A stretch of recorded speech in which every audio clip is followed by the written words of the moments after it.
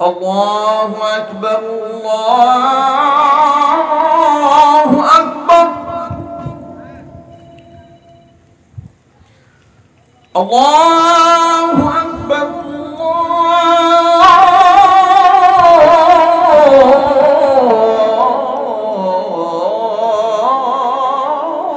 আল্লাহু আকবার।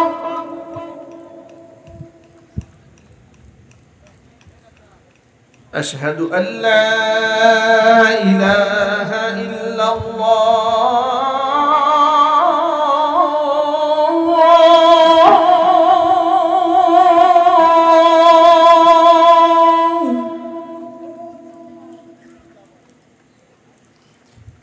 أشهد أن لا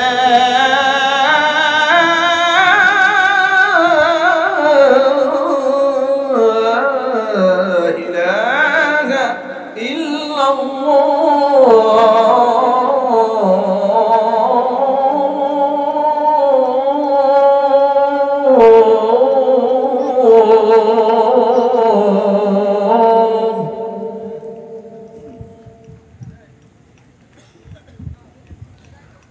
أشهد أن محمدًا رسول الله.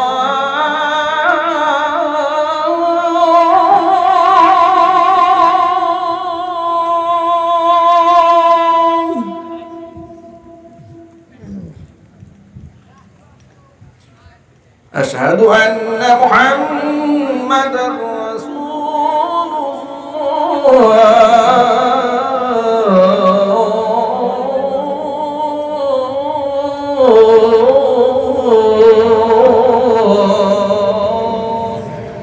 বদরের প্রান্তরে, উহুদের ময়দানে, ইয়ারমুকের প্রান্তরে, কাদিসিয়ার ময়দানে হাজার হাজার সাহাবী শহীদ হলেন কেন? প্রিয় ভাইরা, আজকে সহি ইসলাম প্রচারের নামে বদ্দিন প্রচার করা হচ্ছে, বদ আকীদা প্রচার করা হচ্ছে, ছলে বলে কৌশলে জালেমদের সমালোচনা করে গেলে অবৈধ ঘোষণা করেছে। অথচ নবী করিম সাল্লাল্লাহু আলাইহি সাল্লাম বলেছেন, আফদলুল জিহাদ, শ্রেষ্ঠ জিহাদ হচ্ছে কালিমাতু হাক্কিন ইনদা সুলতানিল জাইর, জালেম শাসকের সামনে দাঁড়িয়ে হক কথা বলা হচ্ছে সর্বশ্রেষ্ঠ জিহাদ। কথা বলতে হবে, ঠিক কি বলে মুসলমান?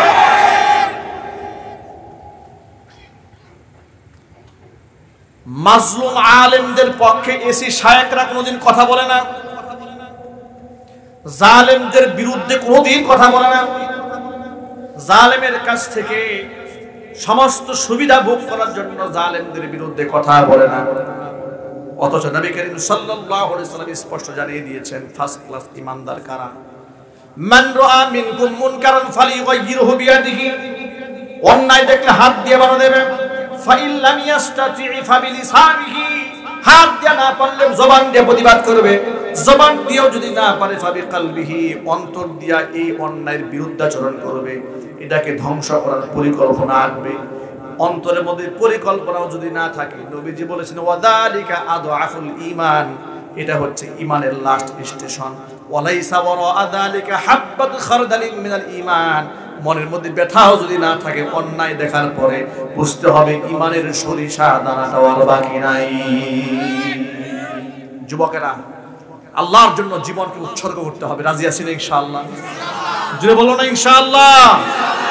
কারা কারা হাত দেখান, আল্লাহকে দেখান।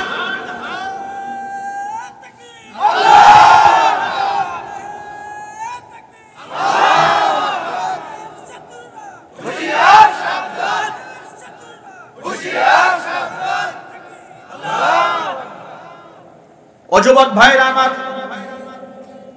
আল্লাহর পথে জীবন উৎসর্গ করা এত সহজ নয়, অনেক কঠিন কাজ। যে ঈমান নিয়ে আপনি ফজরের নামাজে জামাতে শামিল হতে পারেন না, যে ঈমানে আপনার মুখের দাড়িটা পর্যন্ত রাখাতে পারে নাই, যে ঈমান আপনাকে সুদ ছাড়াতে পারে নাই, যে ঈমান আপনাকে ঘুষ ছাড়াতে পারে নাই, যে ঈমান আপনাকে ফরজ পর্দা করাতে পারে নাই, ওই ঈমান আপনাকে আল্লাহর রাস্তায় গিয়া শহীদ বানাবে না। কথা বলেন না ঠিক কিনা? একটা মূলনীতি আপনাদের শিখাই দেই। নবী করিম সাল্লাল্লাহু আলাইহি সাল্লাম কোরআনের ব্যাপারে বলেছেন, ইন্না হাদাল কুরআনা সাবাবুন, নিশ্চয়ই কোরআন হচ্ছে এমন একটা রজ্জু এমন একটা রশি, তরফুহু বিআইদিল্লাহি ওয়া তরফুহু বিআইদিকুম, কোরআন নামক রশির এক মাথা আল্লাহর হাতে আর এক মাথা বান্দা তোমাদের হাতে। ওয়ালান তাদিল্লু ওয়ালান তাহলিকু, কশিন কালেও তোমরা হক থেকে বিচ্যুত হবে না, তোমরা ধ্বংস হবে না, শর্ত একটা, মা তামাসসাকতুম বিহি, যতদিন পর্যন্ত এই রজ্জুকে শক্তভাবে আঁকড়ায় ধরে রাখতে পারবে। আপনারা এক বাক্যে জবাব দিয়ে বলুন তো, কুরআন মাজিদের মধ্যে সুদ হালাল না হারাম? একটু জোরে বলেন। এখন যারা সুদ খায় তারা কোরআন ধরেছে না ছেড়েছে? আরো জোরে বলেন। নামাজ পড়া ফরজ না নামাজ ছেড়ে দেওয়া ফরজ?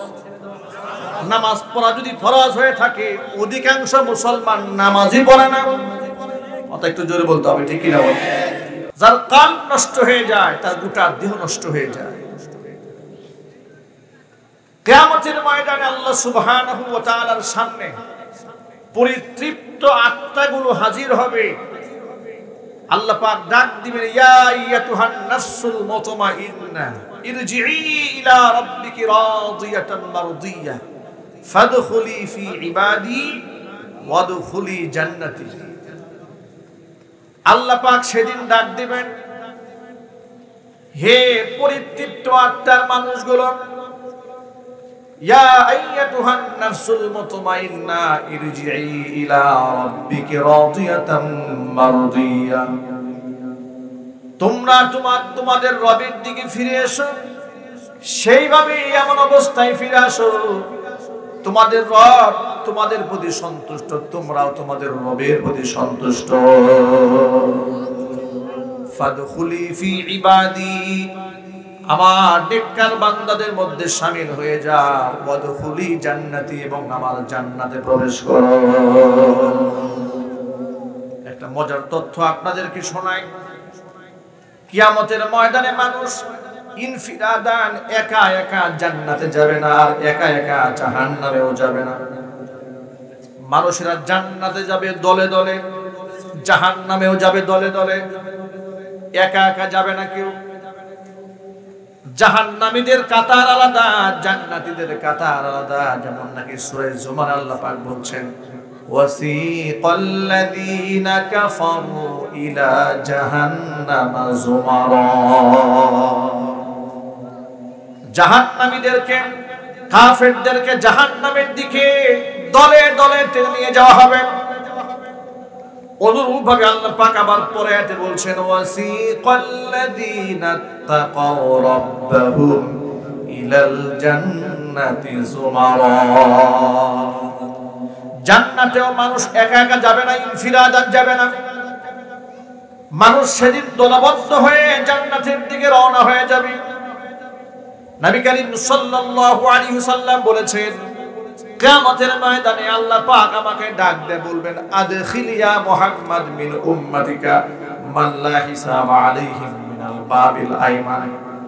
ও মুহাম্মদ, তোমার উম্মতের ভেতর থেকে ওই সমস্ত ব্যক্তিদেরকে তুমি বাছাই করে ঈমান নামক দরজা দিয়ে জান্নাতে প্রবেশ করিয়ে দাও, যে উম্মতের কোনো হিসাব হবে না। আল্লাহু আকবার বলেন। যাদের কোনো হিসাব হবে না, বিনা হিসেবে যারা জান্নাতে যাবে তাদেরকে তুমি বাছাই করো। দায়িত্ব আল্লাহ পাক তার রাসূলকে দেবেন। নবী করিম সাল্লাল্লাহু আলাইহি ওয়াসাল্লাম বলেছেন, ঈমান নামক জান্নাতের দরজার প্রশস্ততা এত বেশি হবে, একসাথে একজন দুজন নয়, 1000 2000 মানুষ নয়, একসাথে 7 লক্ষ মানুষ একই চৌকাঠ দিয়ে ঢুকবে, এক দরজা দিয়ে ঢুকবে। 7 লক্ষ মানুষ একসাথে ঢুকবে, কারো গায়ে কারো টাচ লাগবে না। আল্লাহু আকবার বলে। আল্লাহর হাবিব সাল্লাল্লাহু আলাইহি ওয়াসাল্লাম সেদিন বাছাই করবেন বিনা হিসেবে যারা জান্নাতে যাবে তাদেরকে। বাছাই করার দায়িত্ব আল্লাহ পাক তার রাসূলকে দেবেন। নবীজি সেদিন জান্নাতি মানুষগুলোকে আলাদা করে ফেলবেন, বাছাই করে ফেলবেন। সুতরাং মূল কথা মনে রাখতে হবে, নবীজির সাথে যার সম্পর্ক থাকবে না, কিয়ামতের দিন নবীজি তাকে চিনবে না। ঠিক কিনা বলেন? নবীজির সাথে যার সম্পর্ক নাই, নবীজি তাকে চিনবেন না। বিনা হিসেবে জান্নাতে যাওয়ার আমল আল্লাহ রাসূল শিখিয়ে দিয়েছেন। আল্লাহ পাক যদি আমাদের কাছ থেকে হিসাব নিতে চান, আল্লাহর সামনে হিসাব দেওয়ার ক্ষমতা পৃথিবীর কোন ওলি দরবেশের নাই। আছে নাকি? একটু জোরে বলেন না। সামান্য একটু দুনিয়ার দিকে তাকান, পৃথিবীর বাস্তব নমুনাগুলো সামনে দেখুন। কোন দেশের সরকার যদি কোনো ব্যক্তিকে তল্লাশি করে, তালাশ করে, দুর্নীতি দমন কমিশনের মাধ্যমে ভালো করে যদি সার্চ দেওয়া হয়, তাহলে তার মুক্তির কোনো উপায় থাকে না। ঠিক কিনা বলেন? অথচ একটা সরকারের পক্ষে কখনোই জানা সম্ভব নয় মানুষের মনের কি অবস্থা, গোপন কি আছে, এটা কি জানা সম্ভব? জোরে বলুন না। মানুষের মনের খবর কি মানুষ বলতে পারে? শুধুমাত্র বাহ্যিক হিসাব করেও মানুষের অবস্থা এমন হয়ে যায়। আপনারা দেখেছেন এক সময় অবৈধ টাকা পয়সার হিসাব দিবে কি করে, এই কথা চিন্তা করে বাংলাদেশি লোকেরা টাকাগুলাকে টুকরা টুকরা করে করে কেচি দিয়ে কেটে নদীতে ভাসিয়ে দিয়েছে। বাস্তবতা হয়নি বাংলাদেশে? দামি ব্র্যান্ডের গাড়ি রাস্তায় ফেলে, চাবি সহ ফেলে পালায় গেছে। কি জবাব দেবে ইনকাম ট্যাক্সের কাছে? বৈধভাবে কামাই করে।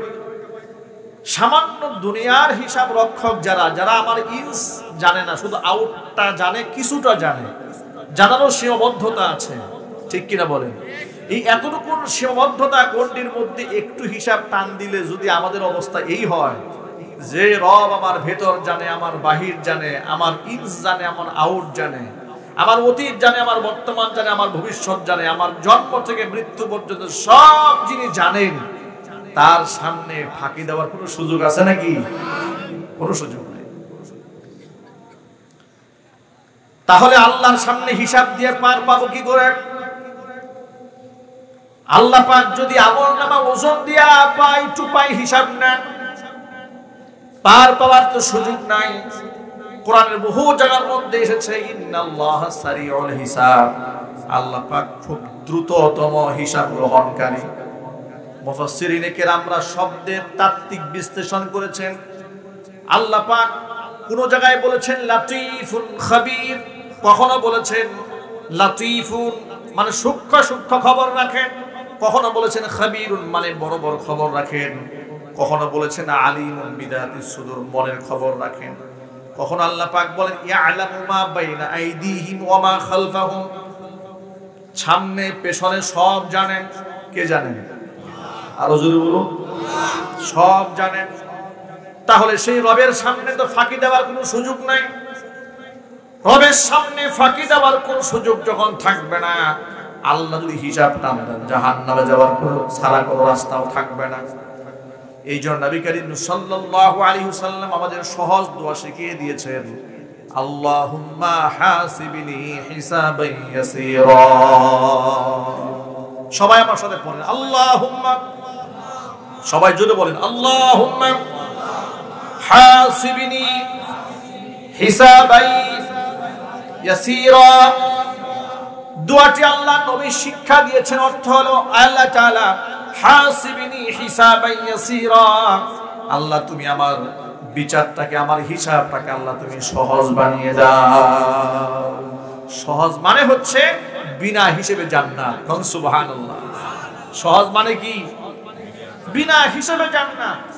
যত সহজ করে আল্লাহ হিসাব নেন, মুক্তির কোনো উপায় আমাদের নাই। এজন্য আল্লাহর কাছে সবসময় এই দোয়া করতে হবে, আর আত্মাকে পরিচ্ছন্ন রাখতে হবে রবের সামনে। কোন প্রকার মনের মধ্যে অহংকার, হিংসা জায়গা দেওয়া যাবে না, রিয়া সুমাত জায়গা দেওয়া যাবে না, লোক দেখানো ইবাদত মনের মধ্যে জায়গা দেওয়া যাবে না, এমন মোটেও করা যাবে না। সারা বছর নামাজ রোজার খবর নাই, ইলেকশন আসলে মাথায় টুপি দেওয়া, নির্বাচন আসলে মাথায় সালাম দেওয়া, এটা কোনোদিন করা যাবে না। জোরে বলেন না ঠিক কিনা? আমার গোটা জিন্দেগি ইসলাম দ্বারা সাজাতে হবে, হুকুম দিয়েছেন কে? আরো জোরে বলেন না কে? ও আমার যুবক ভাইরা, আল্লাহর হাবিব রাহমাতুল লিল আলামিনের জন্য বলেন, গোটা দেহের মধ্যে সবচেয়ে গুরুত্বপূর্ণ অধ্যায় হচ্ছে কলব। এটা যার পাক হয়ে যায়, গোটা দেহ পাক হয়ে যায়। এটা যদি না পাক হয়ে যায়, গোটা দেহটাই না পাক হয়ে যায়। লুকমান হাকিমের নাম আপনারা সকলেই শুনেছেন। কোন নবীও ছিলেন না, পয়গাম্বর ছিলেন না, কিন্তু তার নামে কোরআনে সূরা আছে না নাই? জোরে বলেন। সূরার নাম কি? সূরা লুকমান।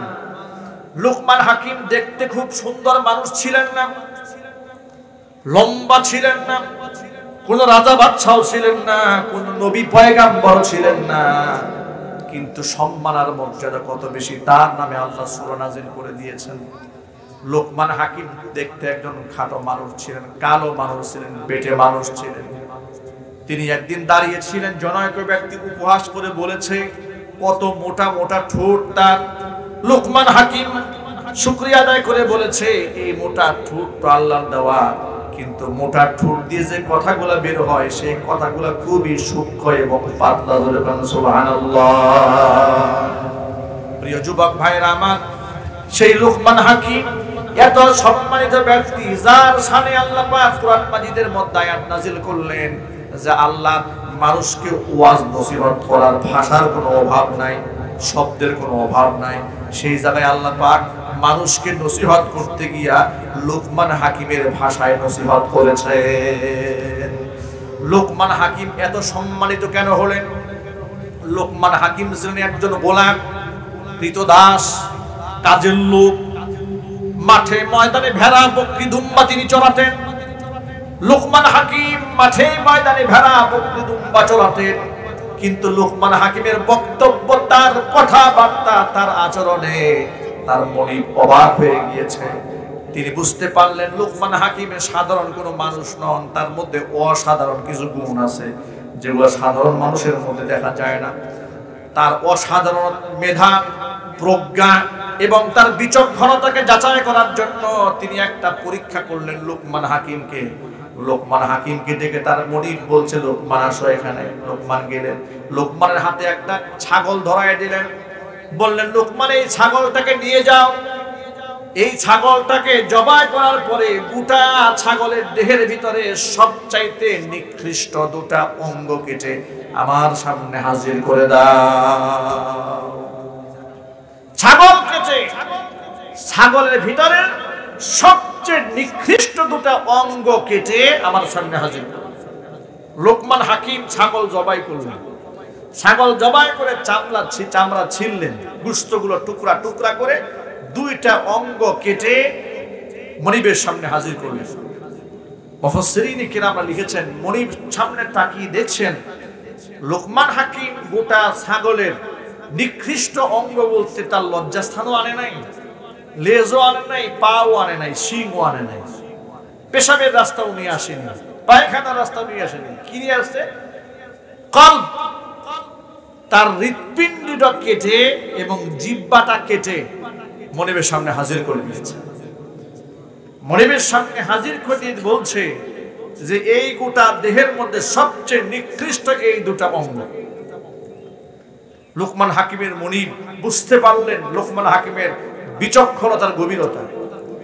কিছুদিন যেতে না যেতে লোকমান হাকিমের মনিব এবার লোকমান হাকিমকে আবার ডাকলেন। লোকমান হাকিমকে ডেকে বলছে, লোকমান, তুমি আজকে আরেকটা ছাগল জবাই করবে। এই ছাগলটা জবাই করে এই ছাগলের সবচেয়ে উৎকৃষ্ট এবং দামি দুটা অঙ্গ কেটে আমার সামনে হাজির করবে।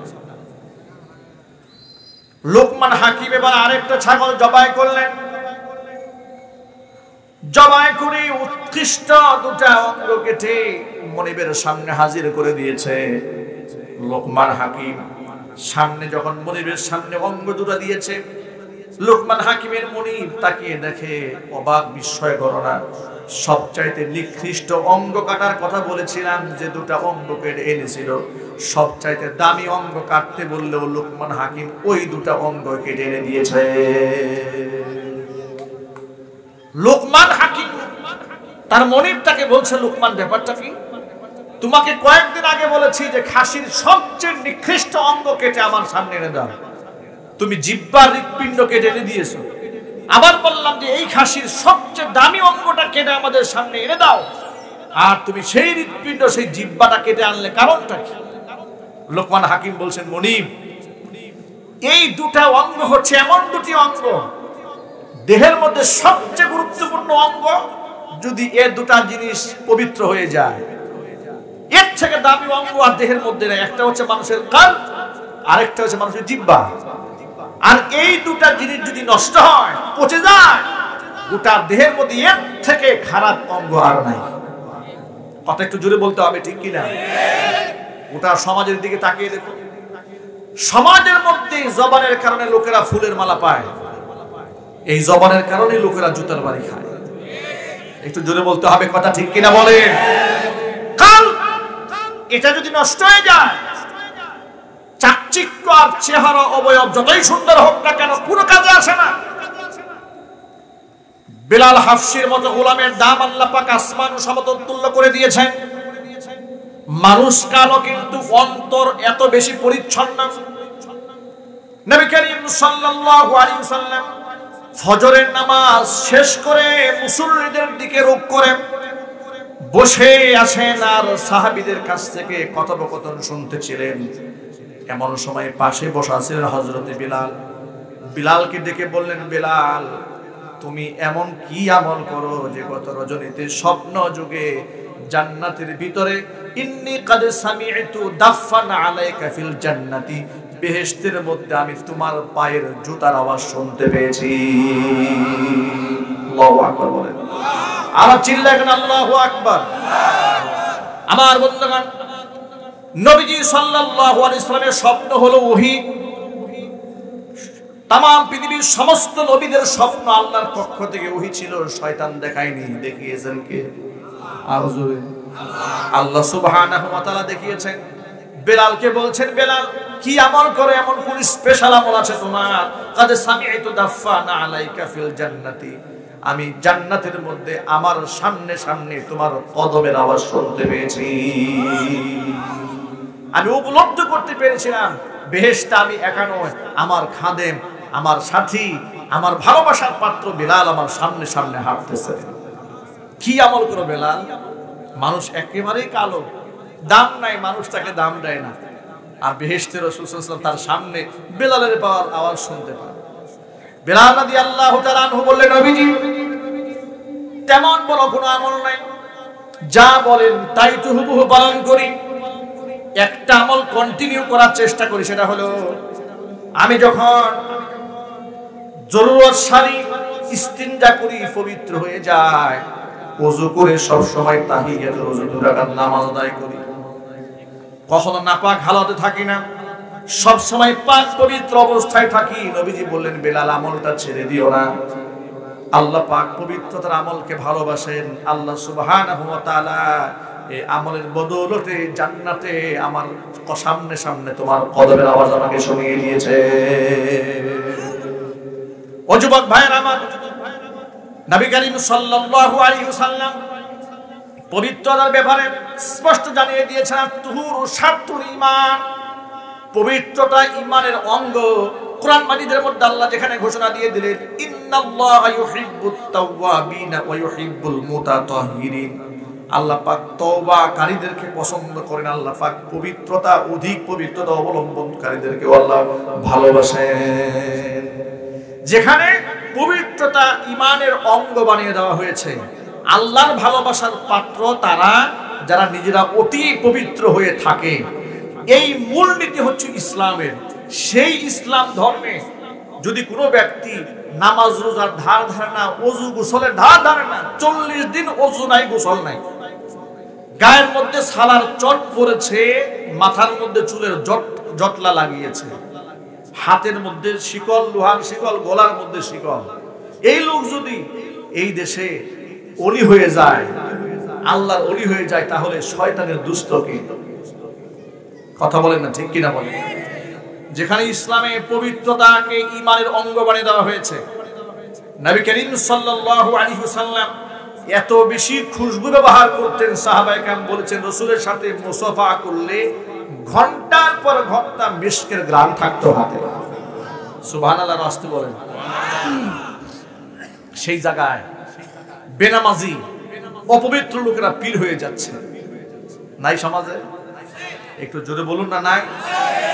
গাঁজাখুর পীর, বিড়িখুর পীর আছে না নাই? সিরাজগঞ্জে নাই? বিরাট পীর। এই পীর এই দেশের বাণিজ্য খুব চালাচ্ছে। নামাজ রোজা নাই, পর্দা পুশিতা নাই।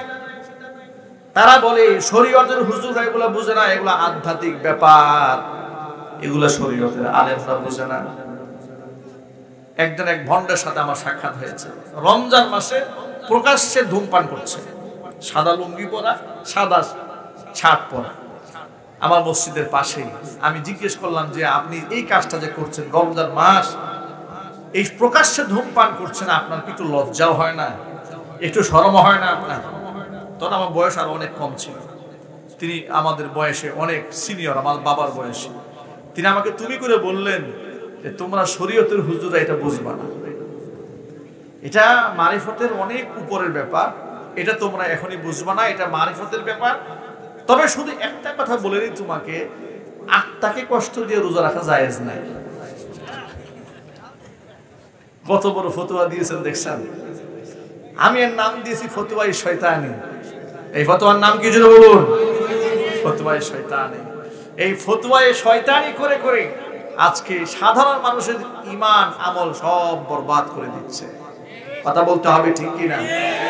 পীর তো তিনি হবেন যার মধ্যে সুন্নতের কোনো ঘাটতি থাকবে না। ফরজ ওয়াজিব তো অনেক উপরের ব্যাপার, সুন্নত মুস্তাহাব যার আমল থেকে ছুটবে না সেই তো পীর হবে। কথা বলুন না, ঠিক কি না? আর সরাসরি যদি কেউ কবিরা গুনাহ করে সে তো পীর হবে, তবে সে শয়তানের দুষ্ট হবে। কথা বলুন, ঠিক কি না? আর আমার মা বোনরা না বুঝে এই সমস্ত পীরের নামে মান্যত করে, সিন্নি দেয়, আরো অনেক কথা আপনার কাজ এই গ্রামগঞ্জে শহর নগরে বন্দরে চলতে থাকে। বিভিন্ন মাজারে উরসের নামে যা হয়, বিভিন্ন মাজারে উরসের নামে যে পরিমাণ ডাকঢোল বাজানো হয়, বুঝার কোনো উপায় নাই এরা কি মুসলমান না হিন্দু। একটু যদি বলুন না, ঠিক কিনা? এই সমস্ত কৃষ্টি কালচার এই সমাজে আছে না নাই? চিল্লাই বলুন, আছে না নাই? এখানে তাওহীদ পাওয়া যাচ্ছে না, শিরিক পাওয়া যাচ্ছে, বিদআত পাওয়া যাচ্ছে। মনে রাখবেন, শিরিক আর বিদআত যুক্ত ঈমান নিয়ে আমল নিয়ে কিয়ামতে মুক্তির আশা করা যায় না। দুনিয়াতে জানাজার নামাজের আনুষ্ঠানিকতা হতে পারে, কিন্তু ওই জানাজার নামাজে কোনো ফায়দা নাই। যে ব্যক্তি দুনিয়াতে ঈমান হারা হয়েছে তার জানাজার নামাজ হলেই কি আর না হলেই কি। কথা বলুন, ঠিক কি না? শিরক মুক্ত ঈমান আনতে হবে, বিদআত মুক্ত আমল করতে হবে, অন্তরকে পরিচ্ছন্ন করতে হবে। আমার গোটা জিন্দেগি সঁপে দিতে হবে এক সত্তার সামনে, তিনি কে? ইন্না সলাতি ওয়া, নিশ্চয় আমি আল্লাহ তাআলা ইমানদারদের কাছ থেকে দুটা জিনিসের বিনিময়ে তার জান এবং মাল, দুটা জিনিসের বিনিময়ে আমি আল্লাহ পাক তার কাছ থেকে জান্নাতের বিনিময়ে তার জান এবং মালকে খরিদ করে নিয়েছেন। সুবহানাল্লাহ। আমার জান কার? আরো যদি বলেন না। জীবন যেহেতু আল্লাহর, মাল যেহেতু আল্লাহ, মালিকানা যেহেতু আল্লাহর, এই জন্য জান যেভাবে খুশি সেভাবে খরচ করা যাবে না, মালও যেখানে খুশি সেখানে খরচ করা যাবে না। যেহেতু আমার জীবন, এখানে আমার মা করে তো লাভ নাই, কারণ জীবনটা কার জন্য সঁপে দিয়েছি? আল্লাহ পাকের জন্য সঁপে দিয়েছি। আল্লাহর জন্য জীবন কিভাবে সঁপে দিতে হয়, ফিলিস্তিনের হামাসের মুজাহিদিনদের দিকে তাকায় দেখুন। কথা বলেন, ঠিক কিনা বলেন? ফিলিস্তিনের বর্তমানে মুজাহিদিন যারা আছে, মুজাহিদদের দিকে তাকায় দেখুন। আল্লাহর জন্য জীবন উৎসর্গকারী বান্দা নিজেকে কিভাবে সঁপে দেয়। পৃথিবীর সবচেয়ে লেটেস্ট অস্ত্রে শস্ত্রে সজ্জিত ইহুদি বাহিনী ইসরায়েলের সৈন্যরা কাটা তারের বেড়া দিয়ে, নিরাপত্তা বেষ্টনী দিয়া গোটা দেশ ঘেরাও করে ফেলেছে, যেখানে একটা পাখিও বিনা অনুমতিতে প্রবেশ করতে পারে না। কোনো রকেট দিয়ে হামলা করা যায় না, সেখানে তারা প্রযুক্তি দিয়ে রকেট গুলাকে তারা কন্ট্রোল করতে পারে, নিয়ন্ত্রণ নিয়ে নিতে পারে। সেই জায়গায় গতকালকে দেখেছি প্যারাশুট লাগিয়ে আবাবিল পাখির মতো উড়ে উড়ে নিজের জীবনটাকে বাজি রেখে মসজিদে আকসা উদ্ধার করার জন্য মুজাহিদ বাহিনী ঝাঁপিয়ে পড়েছে।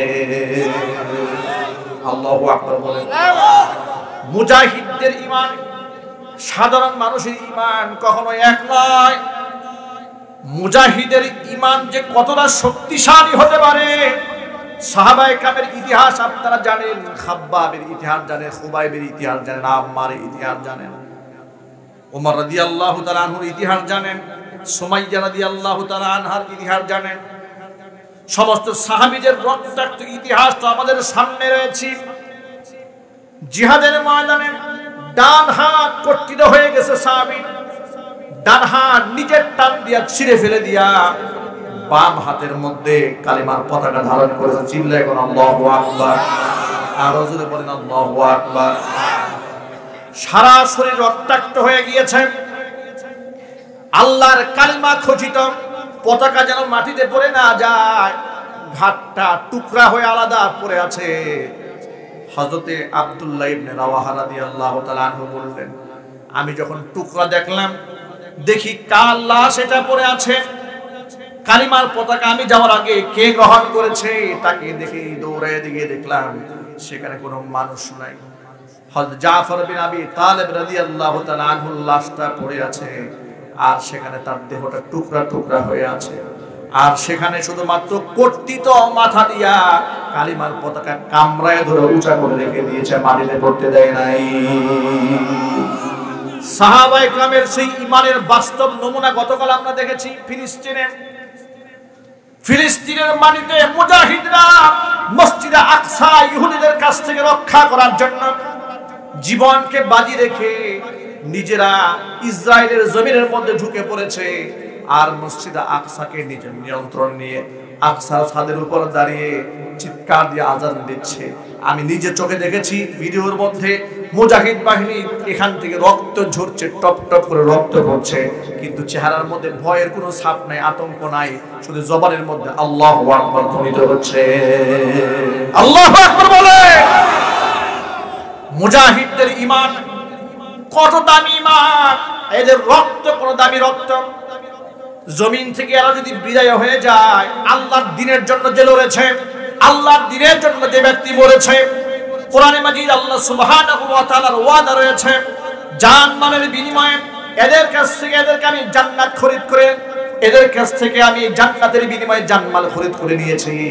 ইকাতিলুনা ফি সাবিলিল্লাহ, এরা আমি আল্লাহর পথে লড়াই করে, ফায়াকতুলুনা ওয়া ইউকতালুন, কাফির বেঈমানদেরকে ওরা শেষ করে দেয়, আমি আল্লাহর পথে নিজেরাও শেষ হয়ে যাই। ও আমার যুবক ভাইরা, সেখানকার ফিলিস্তিনের সেই মুজাহিদ বাহিনী মসজিদে আকসাকে পুনরুদ্ধার করার জন্য পবিত্র মুসলমানদের ঘাঁটি, যেখানে অসংখ্য নবী রাসূলের পা পড়েছে, অসংখ্য শহীদদের লাশ যেখানে দাফন হয়ে আছে, যে মসজিদে আকসা চতুর্পাশে হাজারো নবী রাসূলের রক্তাক্ত ইতিহাস জড়িত রয়েছে, সেই মাটিকে প্রতিনিয়ত ইসরায়েলের ইহুদিবাদীরা প্রতিনিয়ত গোলাবারুদ নিক্ষেপ করে নামাজরত মুসল্লিদের বুকটাকে ঝাঁঝরা করে দিচ্ছে। তাদের ওই সমস্ত জালেম তাগুতের বিরুদ্ধে মুজাহিদরা যখন দাঁড়িয়ে গিয়েছে, গোটা পৃথিবীর মুসলমানরা তাদের জন্য আল্লাহর কাছে মাগফিরাত কামনা করছে, তাদের জন্য দোয়া করছে, তাদের বিজয়ের জন্য সাহায্য করছে, কেউ সাহায্য পাঠাচ্ছে। কথা বলতে হবে ঠিক কিনা? পত্রিকার মধ্যে পেলাম তালিবানের মুজাহিদরা, আফগানের তালিবান মুজাহিদরা অনুমতি চেয়েছে আমাদেরকে ফিলিস্তিন যাওয়ার সুযোগ দেওয়া হোক, আমরা ফিলিস্তিন মুজাহিদ বাহিনীর সাথে তালেবানরা একাকার হয়ে মসজিদে আকসার পাহারাদারি করতে চায়। কোরআন নবী করিম সাল্লাল্লাহু আলাইহি সাল্লাম বলেছেন, আল্লাহর হাবিব বলেছেন, আল মুসলিমুনা কা জাসাদিন ওয়াহিদ, तमाम পৃথিবীর সব মুসলমানরা একটা দেহের মতো, একটা বডির মতো। গোটা দেহের মধ্যে পায়ের নিচে কাটা ফুটলে মাথা পর্যন্ত যেমন খবর হয়ে যায়, মাথার মধ্যে আঘাত লাগলে পা পর্যন্ত খবর হয়ে যায়, অনুরূপভাবে আজকে ফিলিস্তিনে মুসলমান রক্তাক্ত হয়েছে। বাংলার জমিনের মধ্যে যদি আমি আমার সেই মুসলমান ভাইদের ব্যথায় ব্যথিত না হই, বুঝতে হবে ঈমান নামক দৌলতটা নষ্ট হয়ে গেছে। ও আমার যুবক ভাইরা, তাওহীদি মুসলমান ভাইরা আমার, আল্লাহর দ্বীনের জন্য, কোরআনের জন্য, ইসলাম এবং মুসলমানদের প্রথম কিবলা মসজিদে আকসা রক্ষা করার জন্য যদি গোটা পৃথিবীর মুসলমানকে ঐক্যবদ্ধ লড়াই করতে হয়, সেই লড়াইয়ের মধ্যে শামিল হতে রাজি আছেন কারা কারা? দুহাত দেখতে চায়।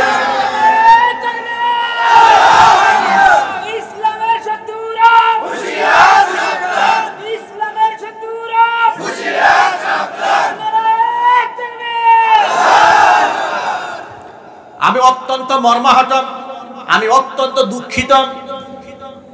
ফেসবুকে দেখলাম যখন ফিলিস্তিনের মুজাহিদরা ইহুদি সৈন্যদের সাথে লড়াই করছে জীবন বাজি রেখে। একটা দৃশ্যের কথা আপনাদেরকে বলি, যা দেখে আমি খুব আবেগ আপ্লুত হয়েছি। মুজাহিদিন বাহিনী যখন আহত হয়ে ক্ষতবিক্ষত হয়ে হসপিটালে ভর্তি হয়েছে, ওই হসপিটালের একজন ডাক্তার মহিলা যিনি আহত রোগীদেরকে চিকিৎসা দিচ্ছিলেন, অসংখ্য হতাহত হয়েছে, যারা ক্ষত বিক্ষত হয়েছে, আহত হয়েছে, আহতদের মধ্যে অনেকে শহীদ হয়ে গিয়েছে। আহত লোকদেরকে চিকিৎসা দিতে গিয়ে এক মহিলা তাকাই দেখে আহত রোগীদের মধ্যে তার স্বামী, তার সামনে, তার চোখের সামনে স্বামী ছটফট করে শহীদ হয়ে গিয়েছে। চিকিৎসক স্ত্রীর স্বামী আল্লাহর পথে শহীদ হয়ে গিয়েছে। এই দৃশ্য তিনি দেখে তিনি হসপিটাল থেকে কান্না করে বের হয়েছেন। চিহ্ন দেখিয়ে, বিজয় চিহ্ন দেখিয়ে আল্লাহু আকবার বলছেন আর আল্লাহর শুকরিয়া আদায় করছেন। সুবহানাল্লাহ বলবেন না? সুবহানাল্লাহ বলবেন না? ঈমান কাকে বলে? এমনকি তিনি খুশি হয়ে বললেন, আমার স্বামী আল্লাহর মেহমান হয়ে গিয়েছে, শহীদ হয়ে গিয়েছে। এ কথা বলতে বলতে, চিৎকার করতে করতে নিজের বাড়ির সামনে এসে হাজির হয়েছে। নিজের কন্যাকে সংবাদ বলছে আর বিজয় চিহ্ন দেখাচ্ছে, মানে তোমার বাবা শহীদ হয়ে গেছে, তিনি আল্লাহর জান্নাতের মেহমান হয়ে গেছে। নিশ্চয়ই ফিলিস্তিনের মুজাহিদদের বিজয় নিশ্চিত, আল্লাহ মুসলমানদেরকে পরাজিত করবে না। শেষ হাসিটা মুসলমানরাই হাসবে ইনশাআল্লাহ। ঈমান কাকে বলে শিখতে হবে আপনাদের মুজাহিদদের কাছ থেকে, ঈমান শিখতে হবে তালিবানদের কাছ থেকে, ঈমান শিখতে হবে ফিলিস্তিনের মুজাহিদের কাছ থেকে। কথা বলছি আমাদের দেশের এসি সাহেবদের কাছ থেকে ঈমান শিখা যাবে না। আশ্চর্যান্বিত হয়েছি আমরা যখন তালিবানরা লড়াই করে, আল্লাহর পথে শাহাদাত বরণ করে, এসি শায়েখরা তাদের আকীদা নিয়ে প্রশ্ন তোলে। আছে না নাই? এসি শায়েখ, তাদের কি শায়েখ নাম কি বলেন তো? এসি শায়েখ। নিশ্চয়ই আপনারা বুঝতে পেরেছেন। ঘুমটাওয়ালা কিছু এসি শায়েখ, আমি সবার কথা বলছি না, কিছু এসি শায়েখ আছে ঘুমটা দিয়ে, চাদর মুড়ি দিয়ে তারা মধ্যপ্রাচ্যের সুবিধা ভোগী, বিভিন্ন দেশ থেকে, সংস্থা থেকে টাকা নিয়ে গাড়ি বাড়ি মসজিদ মাদ্রাসা করে খুব আয়েশি জিন্দেগি যাপন করে এবং চিবিয়ে চিবিয়ে আকীদার নামে মুজাহিদদের সমালোচনা করে। কথা বলতে হবে ঠিক কিনা? আমি তো মনে করি তালিবান মুজাহিদ কিংবা ফিলিস্তিন মুজাহিদদের একটা জুতা যদি এক পাল্লায় দেওয়া হয় আর তাম পৃথিবীর ঘুমটা শায়েখদের সবগুলোকে যদি গাঁথনি বেঁধে আরেক পাল্লায় দেওয়া হয়, আল্লাহর আদালতে তালিবান মুজাহিদ এবং ফিলিস্তিন মুজাহিদের জুতার ওজন আল্লাহর কাছে ভারী হয়ে যাবে। সেখানে তারা ফিলিস্তিনের মুজাহিদদের সমালোচনা করে বলছে যে মুজাহিদরা জিহাদ করছে ইসরায়েলের বিরুদ্ধে, এটা জায়েজ হচ্ছে না। নাউজুবিল্লাহ বলবেন না? তাহলে কি করা জায়েজ হবে? জায়েজ হবে হচ্ছে ফিলিস্তিন নিয়ে যাক, এরপরে জেরুজালেম নিয়ে যাক, মসজিদ আকসা নিয়ে যাক, মসজিদ হারাম নিয়ে যাক, সব মসজিদ ভেঙে চুরে খান খান করে দিক, সব নীরবে সমস্ত জালেমদের জুলুমকে বরদাস্ত করতে হবে এবং আল্লাহর কাছে দোয়া করতে হবে। এটার নাম ইসলাম? আপনারা কি বলেন? এটার নাম ইসলাম? ইসলাম কি এই শিক্ষা মুসলমানকে দিয়েছে? এটাই যদি ইসলাম হতো, নবী করিম সাল্লাল্লাহু আলাইহি ওয়াসাল্লাম হিজরত করলেন কেন? এটাই যদি ইসলাম হয়, সাহাবায়ে কেরাম রক্তাক্ত হলেন কেন? এটাই যদি ইসলাম হয়, আল্লাহর নবী দামদার মুবারক শহীদ করলেন কেন? এটাই যদি ইসলাম হয়, বদরের প্রান্তরে, উহুদের ময়দানে, ইয়ারমুকের প্রান্তরে, কাদিসিয়ার ময়দানে হাজার হাজার সাহাবী শহীদ হলেন কেন? প্রিয় ভাইরা, আজকে সহি ইসলাম প্রচারের নামে বদ্দিন প্রচার করা হচ্ছে, বদ আকীদা প্রচার করা হচ্ছে, ছলে বলে কৌশলে জালেমদের সমালোচনা করে গেলে অবৈধ ঘোষণা করেছে। অথচ নবী করিম সাল্লাল্লাহু আলাইহি সাল্লাম বলেছেন, আফদলুল জিহাদ, শ্রেষ্ঠ জিহাদ হচ্ছে কালিমাতু হাক্কিন ইনদা সুলতানিল জাইর, জালেম শাসকের সামনে দাঁড়িয়ে হক কথা বলা হচ্ছে সর্বশ্রেষ্ঠ জিহাদ। কথা বলতে হবে, ঠিক কি বলে মুসলমান?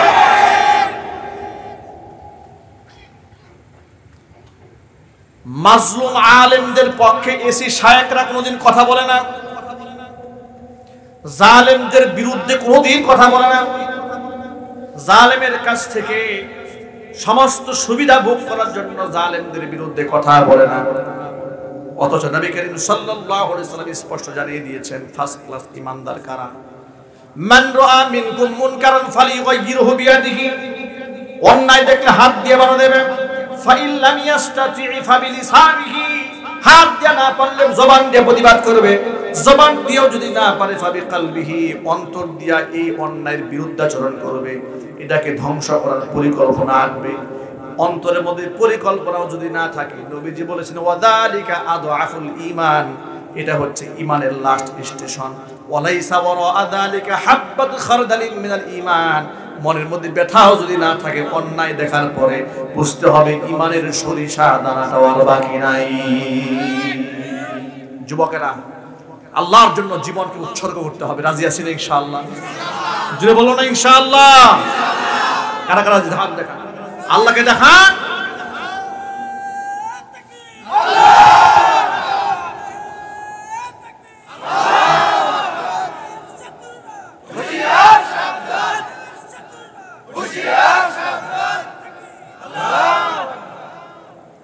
যুবক ভাইরা আমার, আল্লাহর পথে জীবন উৎসর্গ করা এত সহজ নয়, অনেক কঠিন কাজ। যে ঈমান নিয়ে আপনি ফজরের নামাজে জামাতে শামিল হতে পারেন না, যে ঈমানে আপনার মুখের দাড়িটা পর্যন্ত রাখাতে পারে নাই, যে ঈমান আপনাকে সুদ ছাড়াতে পারে নাই, যে ঈমান আপনাকে ঘুষ ছাড়াতে পারে নাই, যে ঈমান আপনাকে ফরজ পর্দা করাতে পারে নাই, ওই ঈমান আপনাকে আল্লাহর রাস্তায় গিয়া শহীদ বানাবে না। কথা বলেন না ঠিক কিনা? একটা মূলনীতি আপনাদের শিখাই দেই। নবী করিম সাল্লাল্লাহু আলাইহি সাল্লাম কোরআনের ব্যাপারে বলেছেন, ইন্না হাদাল কুরআনা সাবাবুন, নিশ্চয়ই কোরআন হচ্ছে এমন একটা রজ্জু, এমন একটা রশি, তরফুহু বিআইদিল্লাহি ওয়া তরফুহু বিআইদিকুম, কোরআন নামক রশি এক মাথা আল্লাহর হাতে, আরেক মাথা বান্দা তোমাদের হাতে। ওয়ালান তাদিল্লু ওয়ালান তাহলিকু, কোশ্চিন কালেও তোমরা হক থেকে বিচ্যুত হবে না, তোমরা ধ্বংস হবে না। শর্ত একটা, মা তামাসসাকতুম বিহি, যতদিন পর্যন্ত এই রজ্জুকে শক্তভাবে আঁকড়ায় ধরে রাখতে পারবে। আপনারা এক বাক্যে জবাব দিয়ে বলুন তো, কোরআন মাজিদের মধ্যে সুদ হালাল না হারাম? একটু জোরে বলেন। এখন যারা সুদ খায় তারা কোরআন ধরেছে না ছেড়েছে? আরো জোরে বলেন। নামাজ পড়া ফরজ না নামাজ ছেড়ে দেওয়া ফরজ? নামাজ পড়া যদি ফরজ হয়ে থাকে, অধিকাংশ মুসলমান নামাজই পড়ে না। কথা একটু জোরে বলতে হবে, ঠিক কিনা বলেন? তাহলে কোরআন ধরেছে না ছেড়েছে? আরো জোরে বলেন না। পর্দা করা সুন্নত না ফরজ? অধিকাংশ মুসলিম নারী তারা কি পর্দা করে চলে না বেপর্দায় চলে? বেপর্দায় চলে। কোরআন ধরেছে না ছেড়েছে? তাহলে এত জায়গায় যদি কোরআনে কারীমকে মানুষ ছেড়ে দেয়, মাত্র দৃষ্টান্ত স্বরূপ কয়েকটা কথা বললাম, মিথ্যা কথা বলা হালাল না হারাম? আরো জোরে বলেন। সেখানে এখন আপনারাই বলেন, তাহলে মানুষ মিথ্যা কথা বললো, কোরআন সুন্নাহ ধরলো না ছাড়লো?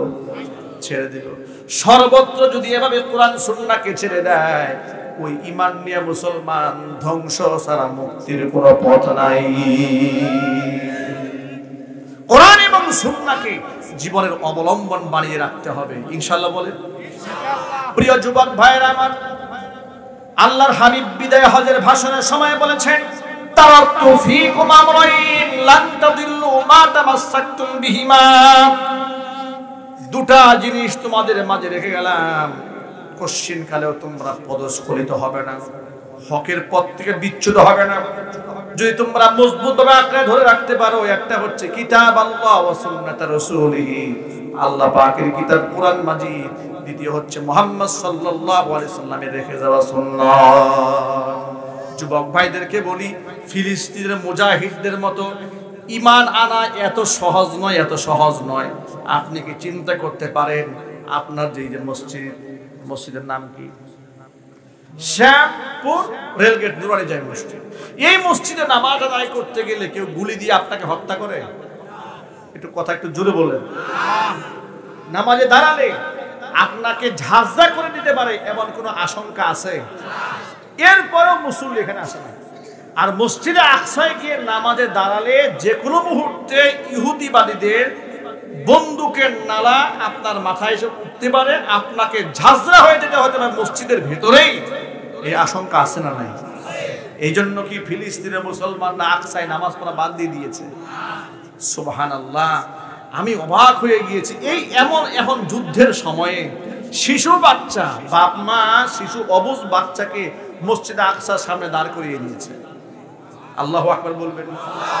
গত কয়েক বছর আগে একটা ভিডিও ভাইরাল হতে দেখেছি, এক বৃদ্ধ ফিলিস্তিনের বৃদ্ধ ব্যক্তি মসজিদে আকসার সামনে দাঁড়িয়ে ইহুদি বন্দুকধারী যোদ্ধাদের সামনে দাঁড়িয়ে গেছে।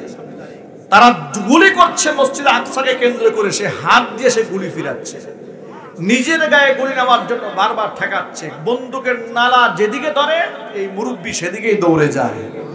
আমি অবাক হয়ে বললাম, সুবহানাল্লাহ, এই ঈমান তারা শিখলো কোথায়? ঈমান এত মজবুত হলে কি করে? শুধু তাই নয়, আরেকজন ব্যক্তি শহীদ হয়েছে, তার নাম আমি জানি না, পঙ্গু, দু পায়ে চলতে পারে না, হুইল চেয়ারে সে চলেছে। এখন ওরা ওখান থেকে গোলা বারুদ নিক্ষেপ করছে, কামান নিক্ষেপ করছে, এরপরে বিমান থেকে বোমা নিক্ষেপ করছে। এই বিমানের গোলা, এরপরে গোলা বারুদ, এগুলার মোকাবেলা করছে দেখলাম ধনুক দিয়া, তীর দিয়ে। ওই প্রতিবন্ধী লোকটা হাতের মধ্যে পাথর নিয়ে গুলাল করছে, পাথর নিয়ে কাফেরদেরকে আক্রমণ করছে। এতটুকু ঈমান সে শিখলো কোত্থেকে? এত বড় ঈমানদার হলো কি করে? এই জন্য আমি অনেক সময় বলি, ওই মসজিদে আকসার পাহারাদারি যারা করছে, আল্লাহ পাকের যে মাহবুব বান্দারা, তাদের ঈমান আর আমাদের ঈমান অনেক পার্থক্য। কথা বলে না, ঠিক কিনা? আমরা আসি, আমি আসতে বলবো না জোরে বলবো, এটা নিয়ে বিতর্ক করতে। আমরা বিতর্ক করছি এখনো পর্যন্ত নবী হাজির নাজির না গায়েব জানে, এটা নিয়ে আমরা মারামারি করছি। নবী নূরের তৈরি না মাটির তৈরি, এটা নিয়ে প্রতিনিয়ত আমাদের মধ্যে ঝগড়া হচ্ছে। আর ওই দিক থেকে আমাদের মসজিদ দখল হয়ে যাচ্ছে, বাবরি মসজিদ ভেঙে দিয়ে মন্দির হয়ে যাচ্ছে। এদিকে মুসলমানদের ঐক্য গড়ার কোনো চিন্তা নাই। একটু জোরে বলে না, ঠিক কিনা? ফেসবুক তৈরি হয়েছে, গ্রুপিং এর পর গ্রুপিং, গ্রুপিং এর পর গ্রুপিং। এক হুজুর, এর বলে কাফের, এ হলো বাতিল, এ হলো মুশরিক, এ হচ্ছে বেদাতি, আমি হলাম হক, আমি হলাম জান্নাতে দারোয়ান, ও হলো সে জাহান্নামে ঠিকানা। বাস্তবতা আছে না নাই? এগুলা শুনতে শুনতে সাধারণ মানুষ পাগল হয়ে যাচ্ছে, যাবো কোন দিকে, অস্থির হয়ে যাচ্ছে। যুবক ভাইদের বলবো, চতুর্দিকে ফাসাদ যখন ছড়িয়ে যায়, দায়িত্ব হলো একটা, এত ব্যাখ্যা বিশ্লেষণে যেতে চাই না, আমি আমার নবীর সুন্নাহ মোতাবেক জীবন পরিচালনা করতে চাই। ঠিক কিনা বলেন? সুন্নাহ হচ্ছে নিরাপদ গণ্ডি। সুন্নাহ কি যদি বলেন তো? নিরাপদ গণ্ডি, যেখানে আমার বিভ্রান্ত হওয়ার কোনো সুযোগ নাই। সুতরাং আজকের পর থেকে আমরা এই মাহফিল থেকে ওয়াদা করব, আমরা তালেবান মুজাহিদিনদের মতো ইমানদার তো তখন হতে পারবো যখন আমাদের ফরজ, ওয়াজিব, সুন্নত, মুস্তাহাব ঠিক হয়ে যাবে। কথা বলতে হবে, ঠিক কিনা? তালেবানদেরকে দেখেছেন না, সিরা স্যান্ডেল পায়ে দিয়ে আমেরিকার মতো সৈন্যদেরকে কেমনে ধাওয়া দিয়েছে? 5 জনে মিলে এক স্টেট দখল করে ফেলেছে। সুবহানাল্লাহ, আসতে বলেন। ঈমান কি কম না বেশি? নাসরুম মিনাল্লাহি ওয়া ফাতহুন করিব। আল্লাহর পক্ষ থেকে সাহায্য যদি না পেত, তালেবানদের এই জিহাদে বিজয় লাভ করা কোনোদিন সম্ভব হতো না। আমাদের দেশের মিডিয়া কর্মীরা আফগানিস্তানের সমালোচনা করে বলেছে আফগান ধ্বংস হয়ে গেছে, অর্থনীতি শেষ, স্বাধীনতা শেষ ইত্যাদি বলে বলে একেবারে তুঙ্গে উঠে গিয়েছে। আফগানের মুদ্রার মূল্য বর্তমান বাজারে আমেরিকার ডলারকে ছাড়াই গেছে। সুবহানাল্লাহ বলতে ইচ্ছে করলো না? তাদের কারেন্সি, তাদের অর্থনীতি কোথায় গিয়ে দাঁড়িয়েছে? আমেরিকার ইউএস ডলারের চাইতে আফগানের মুদ্রার মান বর্তমানে বেশি হয়ে গিয়েছে। সুবহানাল্লাহ বলে। যে দেশের মুদ্রার মান ডলারের চাইতে বেশি, ওই দেশের অর্থনীতি সমাজনীতির সমালোচনা করে বাংলাদেশের কলা বিজ্ঞানীরা বসে বসে। কথা একটু বলেন ঠিক কিনা? শাহবাগী বিজ্ঞানীরা কি বানিয়েছে? কয়েকদিন আগে দেখেছি তালেবান মুজাহিদিনরা, তালেবানরা ছাত্ররা সেখানকার সুপার কার আবিষ্কার করেছে। সুবহানাল্লাহ বলেন। আন্তর্জাতিক কার কম্পিটিশনে এবং বিশ্ব বাজারে সেই সুপার কার অনতিবিলম্বে অল্প কিছুদিনের মধ্যেই তারা বাজারজাত করবে ইনশাআল্লাহ। বিশ্ব অর্থনীতিতে রকেটের গতিতে এগিয়ে যাচ্ছে আফগানের মুজাহিদ এবং তাদের অর্থনীতি। সুবহানাল্লাহ। আর আমাদের দেশের কলা বিজ্ঞানীরা কি বানিয়েছে? পহেলা বৈশাখে হুতুম পেশার সই বানাইছে। কথা বলে ঠিক কিনা? ময়ূর পাখি বানিয়েছে। এগুলা হচ্ছে কলা বিজ্ঞানী। কি বিজ্ঞানী? এই কলা বিজ্ঞানীরা আফগানের মুজাহিদদেরকে মৌলবাদ বলে গালি দিয়েছে, জঙ্গিবাদ বলে গালি দিয়েছে, তালেবান বলে গালি দিয়েছে। এমনকি এই দেশের দাড়ি এবং টুপিওয়ালাদেরকেও মৌলবাদ, জঙ্গিবাদ ইত্যাদি বলে বলে তুচ্ছ তাচ্ছিল্য করতে তাদের একটুখানি লজ্জাও হয় না, শরমও হয় না। কথা বলুন না ঠিক কিনা? তাদেরকে বার্তা দিতে চায়, আফগানের মুজাহিদিনরা যেমন দেশকে কন্ট্রোলে নিয়ে বিশ্ব দরবারে দেশকে সম্মানের আসনে আসীন করে দিয়েছে, একদিন বাংলার জমিনও মোল্লাদের হাতে আসবে ইনশাআল্লাহ। এবং সেদিনের অপেক্ষায় থাকতে হবে। এবং যুবকদেরকে বলছি, আলেমরা যেন নেতৃত্বে থাকতে না পারে, এজন্য আলেমদেরকে নানান ধরনের তকমা দিয়ে দিয়ে কাউকে রাজাকার, কাউকে আলবদর, কাউকে তালেবান, কাউকে মৌলবাদ, কাউকে জঙ্গিবাদ, কাউকে সন্ত্রাসী আখ্যা দিয়ে দিয়ে এদের জবানকে বন্ধ করে দেওয়ার ষড়যন্ত্র চলছে, যাতে তাদের অন্যায়কে কুক্ষিগত করে রাখতে পারে। আমাদের বার্তা স্পষ্ট, জমিন আল্লাহর হুকুম চলবে কার? একটু সাহস নিয়ে বলেন না, জমিন আল্লাহর হুকুম চলবে কার? আল্লাহর দিন আল্লাহর জমিনে প্রতিষ্ঠিত করতে হবে। হক্কানি আলেমদের নেতৃত্বে দেশ করতে হবে। সেই আন্দোলনে সকলকে শামিল হতে হবে। রাজিয়া সরকারকে দুহাত দেখতে চায়।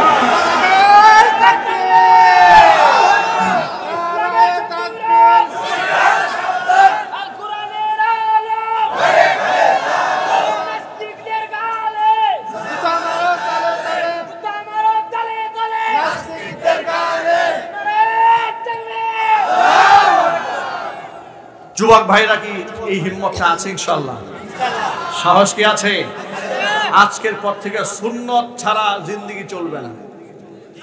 রাসূলের সুন্নত আমার জীবন। ইনশাআল্লাহ বলেন। একটু জোরে বলতে হবে ইনশাআল্লাহ। ওয়াজ শুনলেন, মাঠ গরম করলেন, তাকবীর দিয়া এখান থেকে চলে গেলেন, পরের দিন সেলুনে বসে দাড়িটা কামাই ফেললেন। এটা মুনাফিক ছাড়া কিছু না। কথা একটু বলতে হবে ঠিক কিনা বলেন?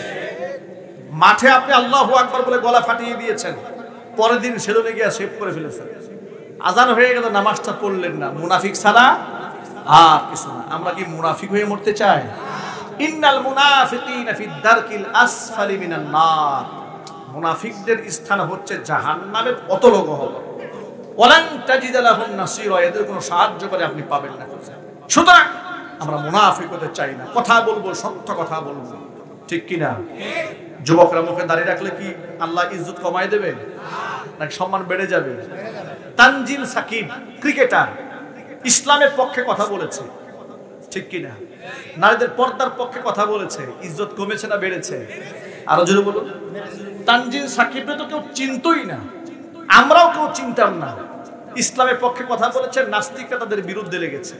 আল্লাহ পাক ইজ্জত বাড়িয়ে দিয়েছে। ওই স্টেডিয়ামে খেলতে গিয়েছে, তানজিম সাকিব স্লোগানে গোটা আকাশ বাতাস মুখরিত হয়ে উঠেছে। আল্লাহু আকবার বলেন। এর মানে হচ্ছে কথা খুবই স্পষ্ট, একেবারেই স্পষ্ট।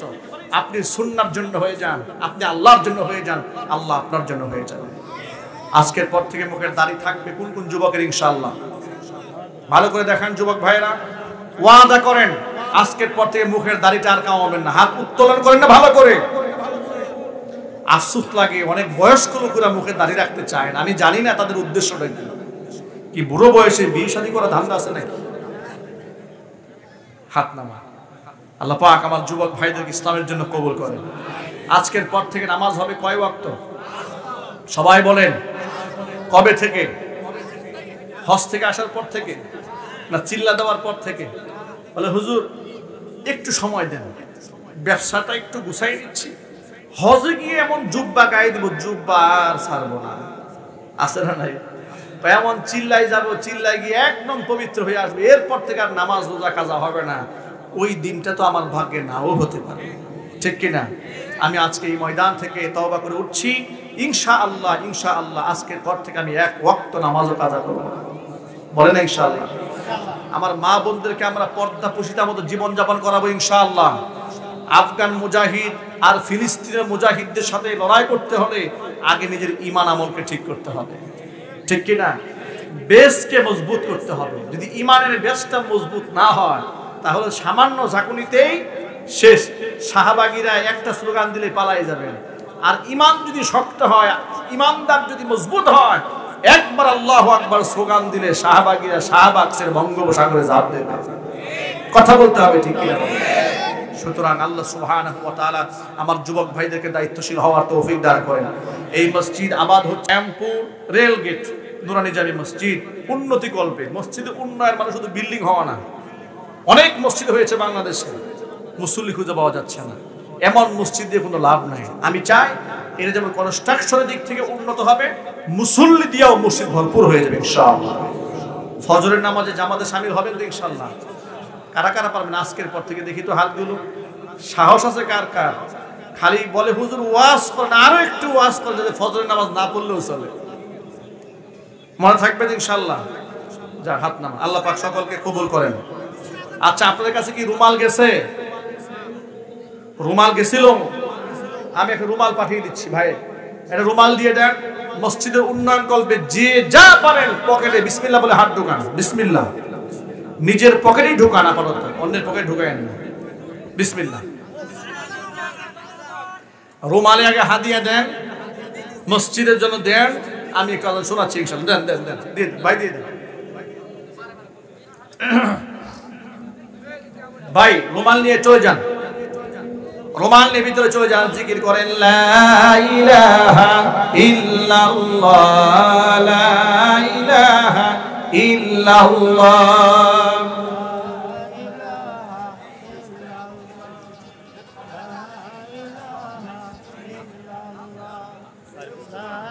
মাশাআল্লাহ। মসজিদ উন্নয়ন কল্পে কয় বস্তা সিমেন্ট? 4 বস্তা সিমেন্ট এবং নগদ 500 টাকা। আল্লাহ তাআলা কবুল করেন, জোরে কোন আমিন। কি নাম ভাই? মোহাম্মদ জাহাঙ্গীর আলম। ভাইয়ের দানকে আল্লাহ তাআলা কবুল করেন, মঞ্জুর করেন। ভাইয়ের নামটা লিখে রাখেন।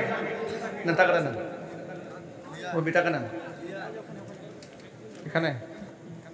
আচ্ছা,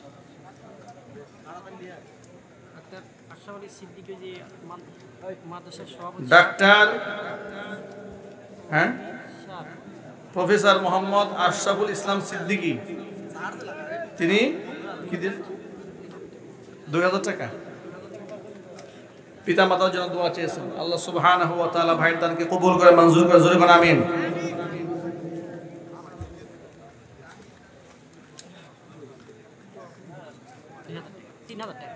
$3000 টাকা দিয়েছেন তিনি। আল্লাহ পাক ভাইয়ের দানকে কবুল করেন, মঞ্জুর করে, সকলে জোরে করে আমিন।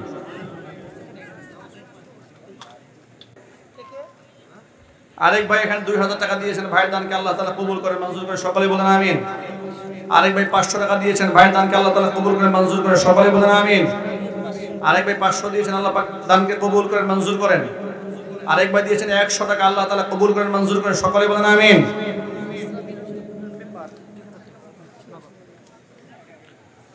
ইসরাফিল হোসেন টুটুল মেম্বার 2000 টাকা দান করেছেন, আল্লাহ তাআলা কবুল করে, সকলে বলেন আমিন। আফসার আলী চেয়ারম্যান সাহেব 2000 টাকা নগদ, আল্লাহ তাআলা কবুল করে, মঞ্জুর করে, সকলে বলেন আমিন।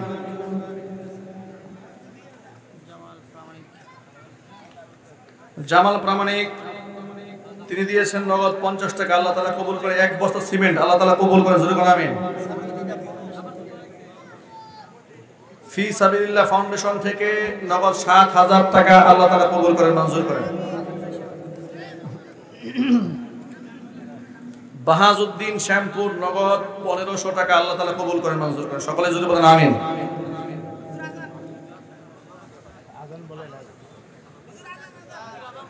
ভাই যে গরম, গরমে কথা বলা কষ্ট হয়ে যাচ্ছে, পুরো ঘেমে শেষ।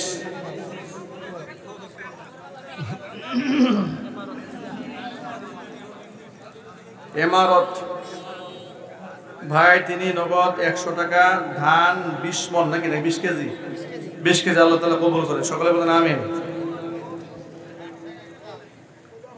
ভাই বসে যান, এখন দোয়া হয়ে যাবে ইনশাআল্লাহ।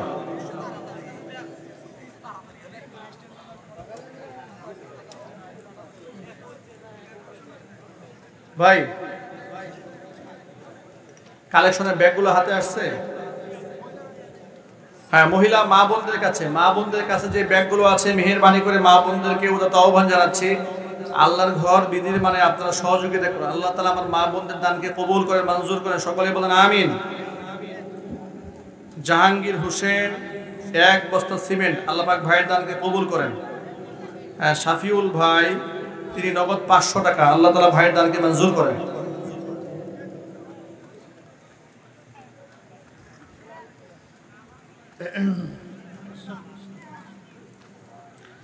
আশরাফুল ভাই পিতা শামসুল নগদ 500 টাকা, আল্লাহ পাক ভাইয়ের দানকে কবুল করেন। হ্যাঁ, ভোলা মিয়া 20 কেজি ধান, আল্লাহ পাক দানকে কবুল করেন। আমিন। মিন্টু ভাই 200 টাকা, আল্লাহ পাক কবুল করেন। আর কোনো ভাই দান করতে চাইলে খুশি খুশি মনে আপনারা ক্যাশ কাউন্টারে রেখে দিয়ে যান ইনশাআল্লাহ। আচ্ছা, ইউটিউবের আজান শুনেননি আপনারা? কারা কারা শুনেছেন হাত দেখি তো, কারা কারা শুনেছেন?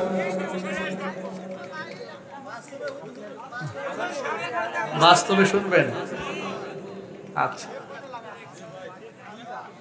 আচ্ছা, রাত 12টা বাজে কোন ওয়াক্তের আজান শুনবেন বলেন? তাহাজ্জুদের সময় হয়ে ওঠে এখনো।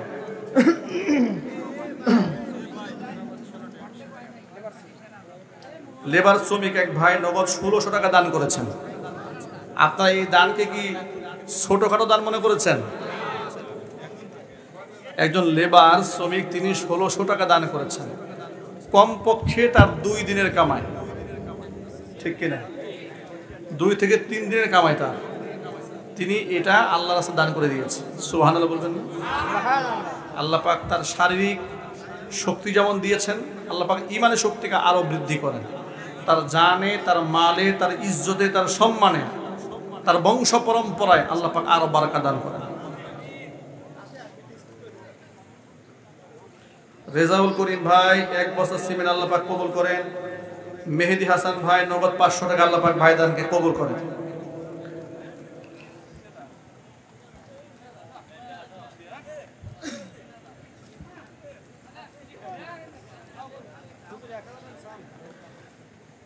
কোনো ভাই নাই 1000, 2000, 5000 মসজিদে দান করার মতো ইনশাআল্লাহ? ভাই 2-1 থাকলে বলেন,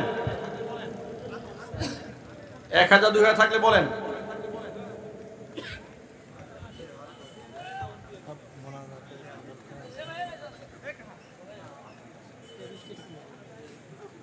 কি নাম ভাই? জুয়েল রানা ভাই নগদ 2500 টাকা, আল্লাহ পাক কবুল করেন। সকলে বলেন আমিন। ভাইয়ের দানকে আল্লাহ পাক মঞ্জুর করেন। আমি আজান একটু শোনাচ্ছি ইনশাআল্লাহ, শোনাবো।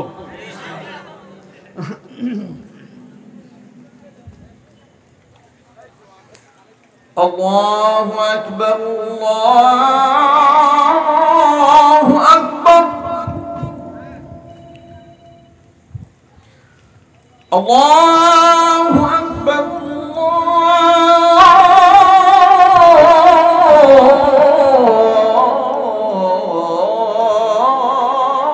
আল্লাহু আকবার।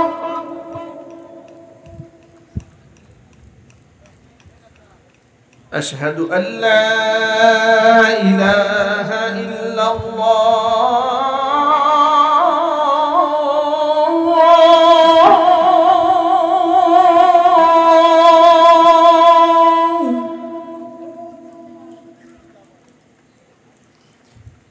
أشهد أن لا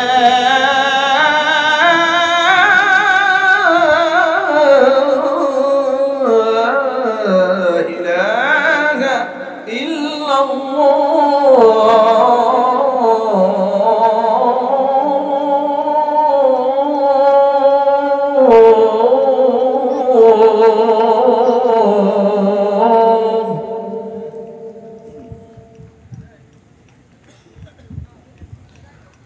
أشهد أن محمدا رسول الله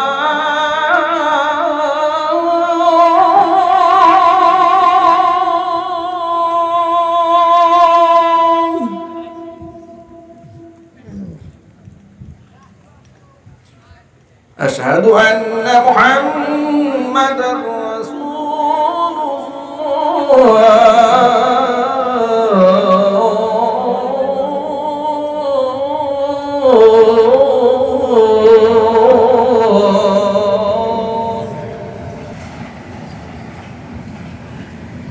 আজানের এই ধ্বনির সাথে আল্লাহ পাক যে মহব্বত আমাদের দান করেছেন, নামাজের প্রতি মহব্বত, আবেগ অনুভূতিকে আল্লাহ পাক আরো বলা যায়। সকলে বলে